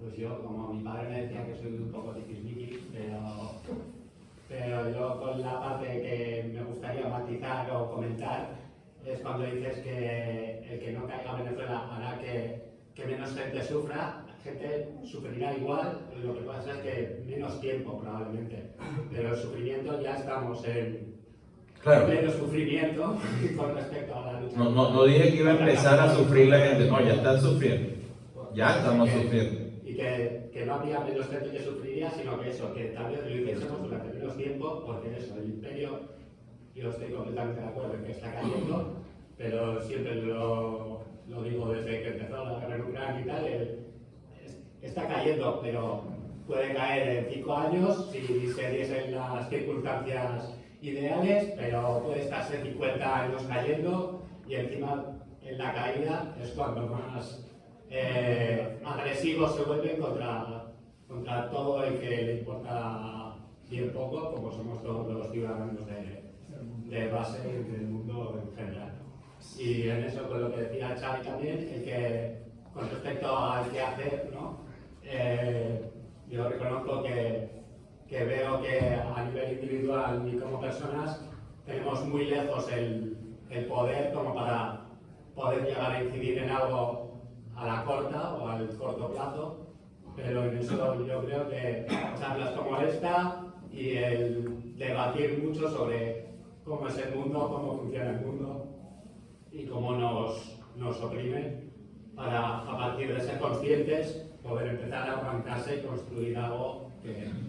Lo que quiero decir con mi conferencia es que la emergencia ya la tenemos encima. O sea, si existe la necesidad de organizarnos, y todos de alguna manera lo hemos dado por hecho, es así, es verdad, necesitamos organizarnos, oigan, ya nos tenemos que organizar no por gusto y gana, sino por obligación del momento político. Hablando de costo, fíjate, hablando de costo, no voy a hablar del costo potencial que tendría para otros países y otros pueblos del mundo si Estados Unidos sigue siendo igual de fuerte, o más fuerte, o menos fuerte. Pero, mira, yo veo el cuadro político de Estados Unidos como hegemón incluso dentro de 15 o 20 años. Lo cual sigue siendo un parpadeo en la historia. ¿Entiendes? El problema es en qué condiciones vas a ser hegemón dentro de 15 o 20 años. Esa es la gran pregunta que hay que hacerse. Por eso yo digo, Estados Unidos va a caer, la pregunta es cuándo. No solamente es cuándo, es cómo. ¿Y qué va a pasar en el camino? Mira, aparte de lo que ha pasado en el camino es que Venezuela perdió los ingresos petroleros, ¿no? Mira, en Venezuela, el ingreso de divisas en Venezuela en el año 2014 representaba 43.000 millones de dólares. El ingreso en divisas a la nación, y eran las exportaciones petroleras. Y en el año 2020 entró el 1% de esos 43.000 millones de dólares. 1%. 470 millones de dólares. Eso fue lo que ingresó a Venezuela en divisas. Imagínate que estás en la economía española y no vino ni un turista, ni lograron vender una naranja. Lo que exporta España. No vendieron nada, ni vino un turista. Y la economía española pierde el 99% del ingreso de euros, o de dólares, o de yuanes, o de rupias. Pierden todo el ingreso, 99%. Esta economía avanzada, desarrollada, pongo muchas comillas, no lo soportaría. La economía venezolana sí, a un alto costo social, eso sí, no lo dude. Quien perdió más ingresos fue el Estado, es decir, el que sostiene salud, el que sostiene educación, el que sostiene vivienda, el que sostiene servicios públicos. Pero en Venezuela todavía, a pesar de muchas deficiencias, puedes contar con agua y luz que prácticamente no la pagas, porque el Estado asume ese enorme costo, ese enorme peso, después de haber perdido el 99% de sus ingresos. Pero eso no quiere decir que nos salió barato la cosa. Mucha gente se ha ido del país, mucha gente ha sufrido en algunos momentos, gracias a Dios, hasta el año pasado, y digo Dios no por religioso, sino porque por frase. Caramba, hasta el año pasado había mucha gente perdiendo peso, compa, perdiendo peso. Yo mismo en algún momento perdí mucho peso, perdí 18 kilos. Yo pesaba 18 kilos menos. Y claro que hay gente que ha muerto. Hay una firma que se llama Center of Economic and Policy Research, la tienen el señor Jeffrey Sachs y Mark Weisbrot, economistas estadounidenses. Ellos dicen que en Venezuela han muerto más de 40.000 personas por causas directas del bloqueo. Es un estudio. Y muchas personas se han tenido que ir del país. Y es un costo muy alto, muy alto, muy alto, muy alto. Ese costo lo hemos sufrido nosotros teniendo conciencia plena del lugar que nosotros tenemos como país en esta disputa por el sistema mutuo. Así de claro. Y obviamente, pues, mira, te lo digo así, si hablo de emergencia, es porque te digo que nosotros conocemos la emergencia cara a cara. O sea, si hablamos del advenimiento, pues, de una situación de conflicto y del lado feo de la disputa por el liderazgo mundial, es porque nosotros lo hemos vivido. Y yo estoy seguro que ustedes no lo van a bloquear como nos bloquearon a nosotros, pero... Si lo hiciésemos bien, tal vez. Pero sí, ajá, exactamente. Eso es precisamente lo que quería comentar un poco, o sea, que tenemos que aceptar que para mejorar va a haber sufrimiento, o sea, que no podemos tampoco esperar el cambio, pues como decías, de manera pacífica, sí, el ideal, y tendremos que pensar las cosas en cada momento para intentar que vayan por esos caminos, pero siendo conscientes de que esto se está luchando contra un enemigo, y el enemigo no va a obviar las armas, no va a obviar la violencia, y la va a utilizar a diestro y siniestro cuando necesite. Entonces, eso va a generar sufrimiento, y que precisamente cuando quieras hacer las cosas bien, o cuando empieces a hacer las cosas bien, es cuando más te van a atacar. O sea, claro. ¿Cómo podemos, a lo mejor, meto aquí un poquito, pero hilando las tres últimas... Sí, si no, ahora voy por el cargador. Dando un poquito más respuesta a Xavi, ¿qué se puede hacer? O sea, ¿cómo le aplicamos un bloqueo nosotros a Estados Unidos? No lo va a hacer nuestro gobierno. Pero podemos dejar de consumir, ¿no? Es una manera que tenemos como consumidores, ese sí es un poder que tenemos. Y podemos ayudar a concienciar a la gente de alrededor. Y organizarnos. Y de ahí, y te quiero llevar a ese terreno, quizá participar de una posible implosión que pueda haber dentro de Estados Unidos, que también está con sus contradicciones, con Trump, con Biden, con QAnon y todo lo que les está moviendo. Tu predicción política. Mira, aquí el año que viene va a haber un movimiento pro república. Pero además, justo ahora se va a formar gobierno en España. Y bueno, va a ser un gobierno, digámoslo así, que no va a tener contentas a muchas izquierdas y a muchos movimientos de base y a muchas fuerzas, ¿no? Y ojo, mi opinión objetiva es que ese gobierno que se está conformando, ojalá se conforme. O sea, ojalá se conforme porque de otra manera, si se disuelven las cortes, creo que así es que le llaman, y no se conforma el gobierno, pues van a ir a elecciones y entonces ahí sí se va a montar el PP y se va a montar Vox. ¿Okay? Entonces, mi opinión completamente realista y pragmática es que bueno, que se va a conformar un gobierno como el que se va a conformar porque no hay otro. Pero eso no quiere decir que la situación tenga que necesariamente orbitar dentro de ese pacto de élites de partido.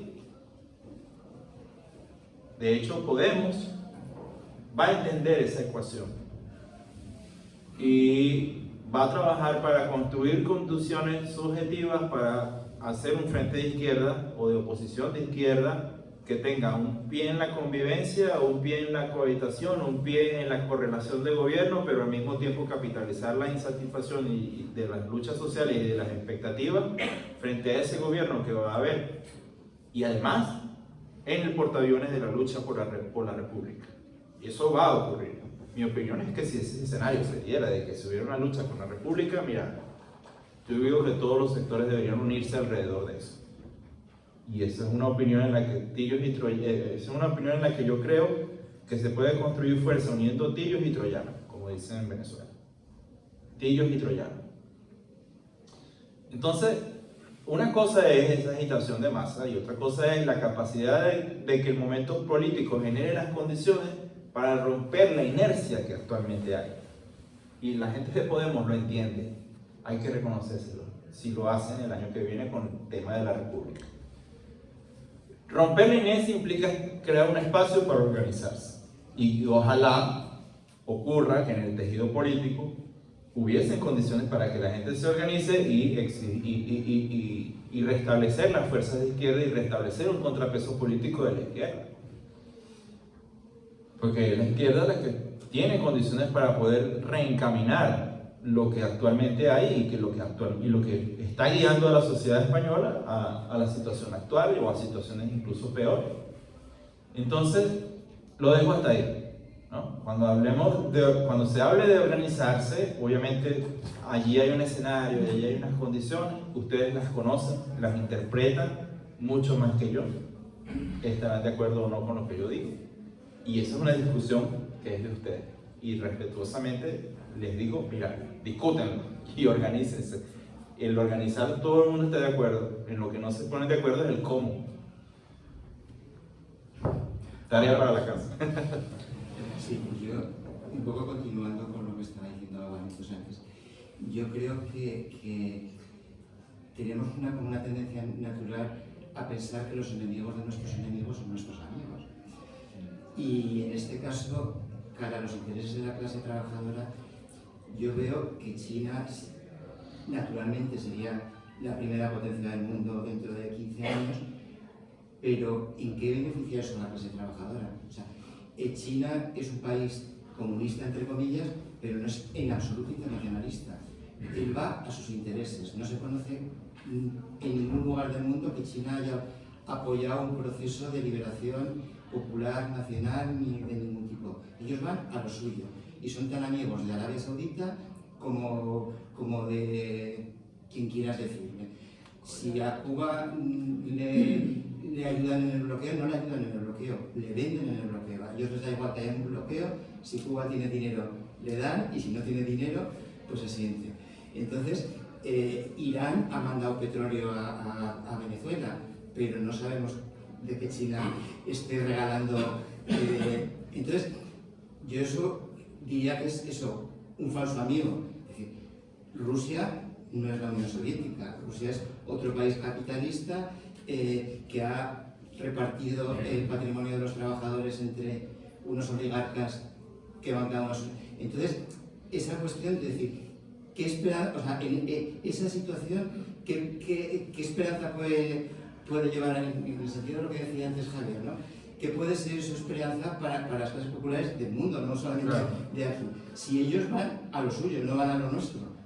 Mira, el propósito de los emergentes, de los países emergentes, ya que aludes concretamente a China y a Rusia, estamos claros que no es construir la economía del proletariado, o sea, la dictadura del proletariado.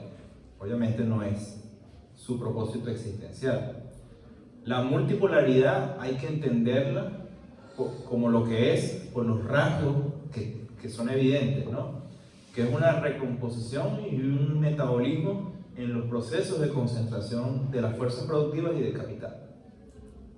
Es exactamente eso, o sea, los emergentes son emergentes por un proceso de transformación de las cadenas y del flujo del capital hacia la tercerización, hacia el outsourcing, hacia los países con materias primas y los países capaces de construir industria, ¿okay?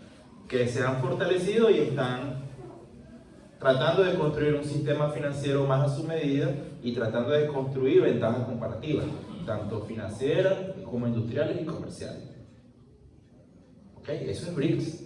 Claro, quieren influir en la política, quieren influir en la gobernanza, pero tienen un propósito económico y intereses afines que los unen en lo económico. ¿Por qué está Argentina en los BRICS? O sea, porque tienen litio, no es por más nada. ¿Okay? O sea, vamos a puntualizar sobre esos detalles.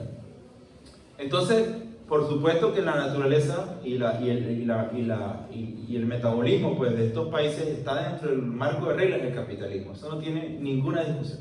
En eso estamos completa y absolutamente de acuerdo. No quiero ni siquiera caer en la trampa de decir, mira, es un capitalismo benévolo mejor. No. Ni tampoco en la lógica de que el enemigo de mi enemigo necesariamente es mi amigo. No. Es que es una necesidad objetiva que Estados Unidos caiga como potencia mundial, como hegemón mundial. Esa es la única condición objetiva. Para nosotros tener un futuro donde nosotros podamos incluso mediar nuestra situación frente a nuevos problemas y no frente al problema que actualmente tenemos. Esa es la realidad. Para eso nuestros países pueden construir una gobernanza distinta dentro de la multipolaridad, porque para eso la unión de los países, la organización de los países en bloque, permitiría ayudar a defender intereses nacionales, a diferencia del modelo europeo, donde la construcción de un bloque lo que hizo fue destruir los intereses nacionales. ¿Okay? Sobre la solidaridad activa o no aparente de China, mira, China no emplea el uso de las armas. Como usé mi ejemplo, en algún momento lo hicieron en Vietnam, pero hasta ahí. Pero eso no quiere decir que China no participe de lo que ocurre en Venezuela. Y a esto ya no lo hablo yo como ciudadano común, porque accedo y conozco información bastante discrecional. China tiene las manos en Venezuela ayudando de varias maneras, muy importante. Fíjate, Venezuela hasta hace unas cuantas semanas estaba completamente vetada del sistema financiero internacional y completamente vetada del mercado petrolero. Pero Venezuela al día de hoy, aunque no produce la misma cantidad de petróleo, produce 890.000 barriles de día. ¿Okay? Venimos de producir 600, 700. Ese petróleo no lo sacamos para untárselo a las arepas. Ese petróleo se exporta. Antes sacamos 2.300.000 barriles al día, ahorita sacamos 800. ¿Quién nos está comprando? No nos pueden comprar por vía oficial, nos compran de bajo cuerda. ¿quién no nos los está comprando? ¿Quién se arriesga a comprar? ¿Quién se arriesga a comprarlo? China. China. Sí, pero se lo pueden quitar. China no está estoy comprando petróleo a Venezuela, no lo están haciendo, pero lo hacen. Es decir, un barco de bandera rusa, por ejemplo, o de bandera iraní, o de bandera venezolana, sale con los GPS apagados, va a mar abierto, se consigue en un lugar secreto con alguna otra embarcación, cambian el petróleo de un barco al otro, y ese barco llega legalito al mercado asiático, así le llaman, a vender el crudo venezolano. ¿Y quién lo hace? China. Solo que China no se pone al frente como Superman. Te estoy salvando, Venezuela. Mira, en Venezuela hay un problema gravísimo con la electricidad. Porque la inmensa mayoría de las instalaciones de distribución y de generación de electricidad son de marca Siemens y General Electric. Y ni los gringos ni los alemanes son gente seria. Bueno, para bloquear sí son serios. Entonces, como nos bloquean y no pueden relacionarse con nuestro país, esas empresas no van y no prestan el servicio, ni prestan repuestos, ni reponen la infraestructura que nosotros le compramos a ellos, a Siemens y General Electric. Y entonces nuestro sistema eléctrico la está pasando muy mal, porque la obsolescencia desde el año 2016 al 2023 es grande, y no podemos comprarle. Y vamos a cualquier país del mundo a comprar transformadores Siemens. Ya va. ¿Para dónde va eso? ¿Para Filipinas? No, no te voy a vender. Eso es Venezuela. Entonces me sancionan a mí si te vendo eso. Así. Y parte del sistema eléctrico se está sosteniendo con tecnología adaptada de China. Entonces, parte también del comercio activo que Venezuela tiene con el resto del mundo es a través de empresas privadas chinas. Y entonces sí tienen una participación. Solo que, como te digo, no es una solidaridad que va por la vía de la arma. Va incluso a través de, mira, China incluso ha estado facilitando infraestructura financiera a Venezuela. Porque nosotros no tenemos acceso a SWIFT. El sistema de pagos interbancarios con sede en Bruselas no tenemos acceso, pero sí tenemos acceso al CIPS, el sistema de pagos transfronterizo que creó China, y a expensas de un riesgo que ellos están lidiando por trabajar con empresas venezolanas. Y ellos asumen el riesgo. Las petroleras chinas fueron sancionadas por trabajar en Venezuela, y eso les generó a ellos un costo económico, y ahí están todavía, no se han ido. Entonces, las formas activas de ver la solidaridad no es, vamos a decirlo, claro que esa es una manera, pero tal vez Venezuela no necesita, o sea, tal vez no necesita algunas cosas, tal vez las cosas que sí necesitamos, las armas que sí necesitamos, están justamente en esos ámbitos comerciales. Ningún país envió más insumos médicos a Venezuela durante la pandemia que China. 6 de cada 10 vacunas que se colocaron en Venezuela durante la pandemia venían de China. Y China colocó respiradores, mascarillas y equipos médicos a Venezuela gratuitamente. En el peor momento. Es decir, cuando nosotros estamos bloqueados en el peor momento, nos cae encima la pandemia.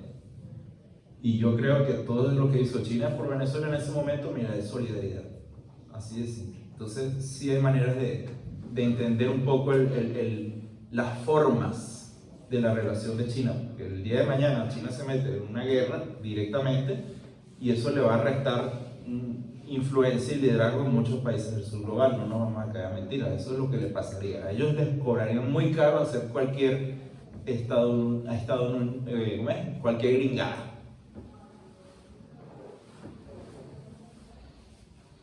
Ahí el señor de rojo.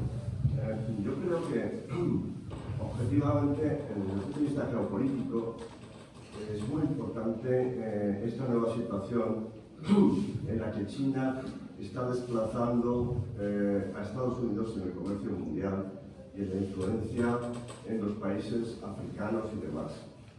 Lo cual, dicho esto, que es fundamental, porque esto nos va al futuro, no quita, como se decía por aquí, que las condiciones de los trabajadores en China creo que no son nada dignas. Es un poco el decir que el Partido Comunista Chino está allí y tal. Yo creo que desde el planteamiento que tuvo algún dirigente chino hace ya un montón de años si es gato blanco, gato negro, es igual si caza ratones, da igual el comunismo que el capitalismo, si nos permite crecer económicamente, que bueno, eso es un éxito que han logrado, ¿no? Pero sin embargo, ya puestos a hacer alguna crítica, y insisto en la importancia que tiene el papel de China a nivel mundial y cómo, lógicamente, tenemos que estar contentos de que eso vaya para adelante.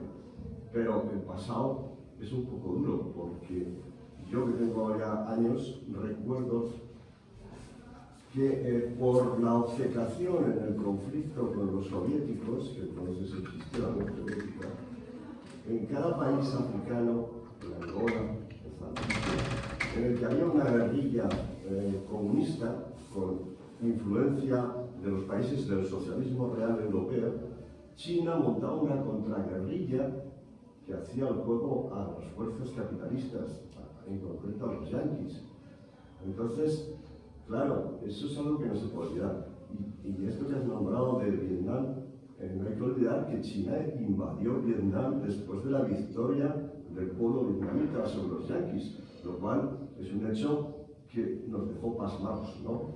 Entonces, dicho todo esto, todos podemos hablar de que podemos tener errores del pasado. Yo eso no creo que se han modificado en el sentido de que ahora no tienen una confrontación desde un punto de vista ideológico entre lo que era el socialismo, y digo era el socialismo chino y el socialismo soviético, porque no hay socialismo soviético, evidentemente. Pero insisto en que yo estoy totalmente de acuerdo con lo que has dicho tú, de la importancia que tiene a nivel de cómo nos va a ir el asunto si de alguna forma se está trabajando por derrotar al certamen del liberalismo norteamericano, ¿no?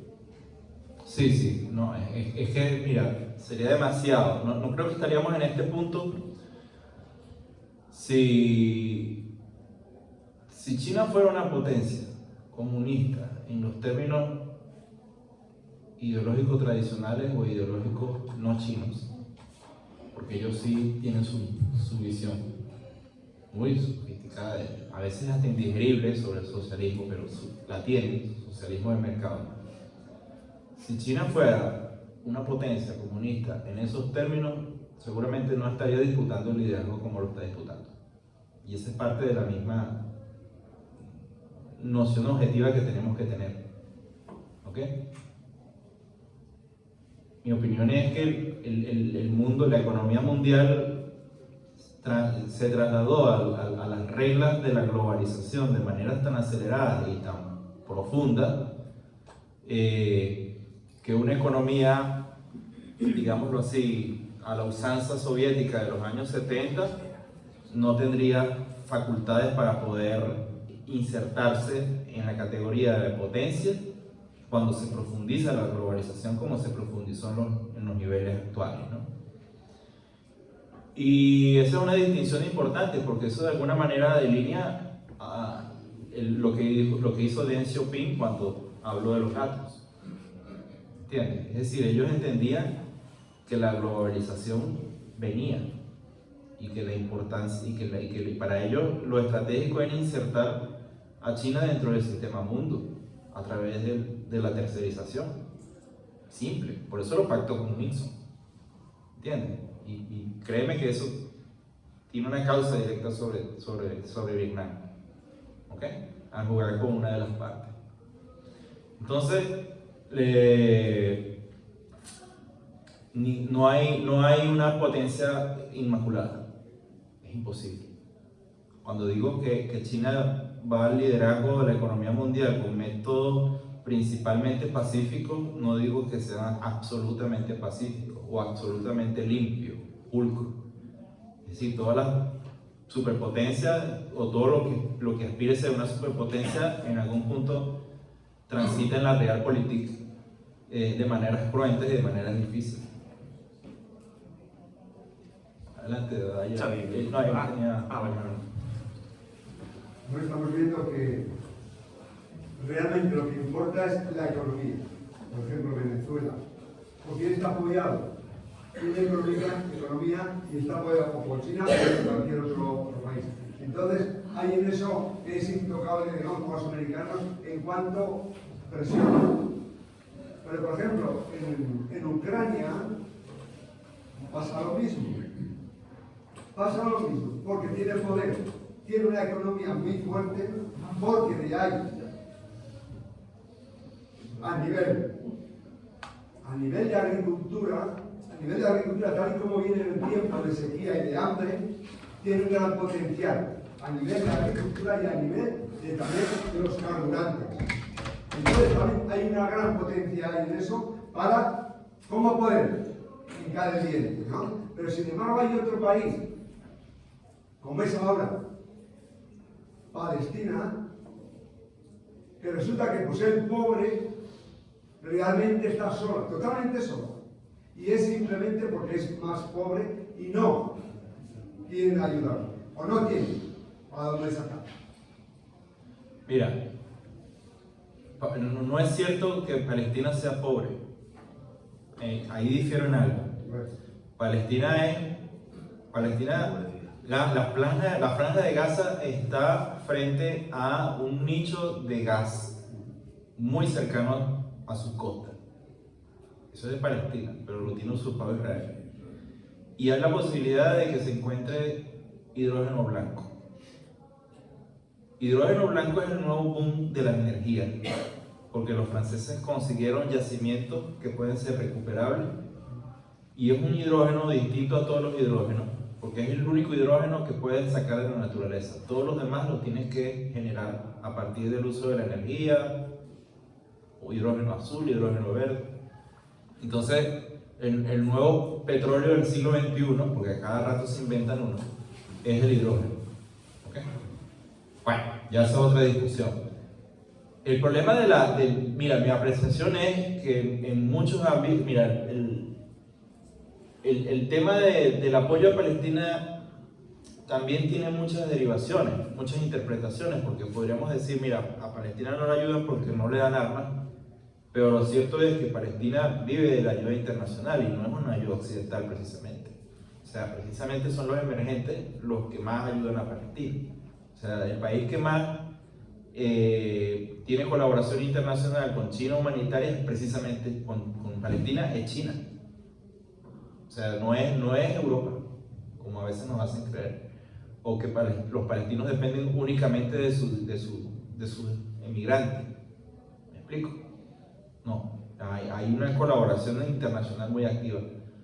Ahora, claro que hay una diferencia muy grande entre llevar pañales y comida a llevar armas para que ellos se defiendan, o crear condiciones políticas para que ellos se consoliden como Estado y tengan un ejército regular. Esas son condiciones completamente distintas. Y yo creo que allí todos los países han sido absolutamente negligentes para pelear eso. Para pelear la resolución de 1967 que ordena la creación de 2 estados.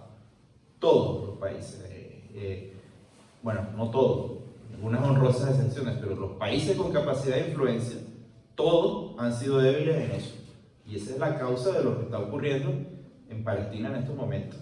Sin ejército regular, cualquier país es víctima de objeto potencial de un genocidio. Y ahí eso no tiene discusión.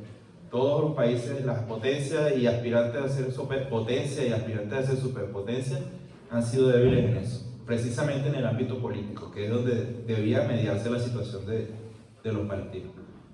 Había una mano levantada. Si queréis, levantamos ya las últimas porque eran hasta las 9, creo. Entonces... vale.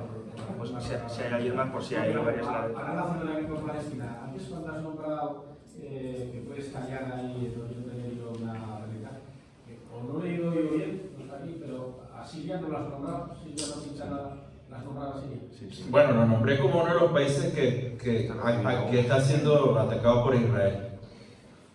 Pero sí, en efecto, mira, no hay frente regional de conflicto que no incluya a Siria. Siria no está ausente en ninguno de los papeles. ¿Por qué razón? Mira, por la propia razón existencial de Siria como país de tránsito, que podría ser de oleoductos y gasoductos para romper la soberanía y seguridad estratégica que Irán ejerce sobre el estrecho de Hormuz. Es eso. Si Irán pierde su soberanía y capacidad estratégica sobre el estrecho de Hormuz, Irán pierde y cae, porque ese es su principal factor de disuasión. Cortar la garganta energética del estrecho de Hormuz. Aunque, fíjense, China logró recomponer, no construir, porque es algo que prácticamente no existía, la relación entre Arabia Saudita e Irán. Ahora ambos también forman parte de BRICS. Ahora ambos países cesaron las hostilidades de manera dramática, considerable, de manera muy importante. Pero eso no quiere decir que Irán haya renunciado a su condición estratégica sobre el estrecho de Hormuz. La siguen poseyendo, aunque tengan buenas relaciones, o buenas entre comillas, con Arabia Saudita. Si el estrecho de Hormuz deja de existir como garganta energética, sería porque los oleoductos saudíes se pasarían por territorio sirio al Levante, esa esquinita más a la derecha del Mediterráneo, y esa sería su ruta de comercialización. Al día de hoy ellos salen por el estrecho de Hormuz y entran por el canal de Suez, las embarcaciones petroleras más pequeñas. Otras más grandes van por el Cuerno de África y allí dan la vuelta hasta Ceuta y Gibraltar. Allí, ¿cómo es que se llama ese estrecho? Gibraltar, el estrecho de Gibraltar. Y entonces esas son las dos rutas energéticas de los petróleos y crudos pesados, livianos y gas del Medio Oriente, gas condensado del Medio Oriente, todos esos hidrocarburos, hacia Europa. Y eso era lo que se estaba peleando en Siria. Lo que se estaba peleando en Siria era la ruta de la energía hacia Europa y el Mediterráneo. ¿Por qué los rusos se metieron a apoyar a Siria? Para evitar eso. ¿Por qué Irán apoya a Siria? Para evitar eso. Lo que quiere decir que una confrontación regional, Siria aparece en los papeles. Y nunca jamás estaría ausente de ese escenario, porque Siria es estratégico en el Levante. De hecho, parte de la razón de ser de Israel es justamente esa, controlar el Levante. Parte de la razón de ser de Israel es el control del Levante. El Levante ha sido disputado por todos los imperios del pasado. Es un lugar estratégico, o sea, para conectar el Mediterráneo con Asia. Y entonces allí está Siria. Bueno, pues lo que hemos dicho, que a las 9 finalizamos. ¿Hay alguna pregunta? Yo digo una cosa. Una. Que ahora para siempre. Que es simplemente que yo creo que hay que agradecer el ejemplo de resistencia de Venezuela, porque igual que lo ha sido Cuba, es una demostración de que el imperio a veces no gana, ¿no? Entonces, bueno, que estáis llevando una pelea que creo que es un ejemplo para decir, oye, hay futuro, o sea, se puede, hay otro mundo posible, ¿no? Entonces, bueno, simplemente agradecer esa pelea y tu presencia aquí para contárnoslo. Bueno, gracias a ustedes por invitarnos y por permitirnos estar acá y por conversar esta noche. Muchas gracias.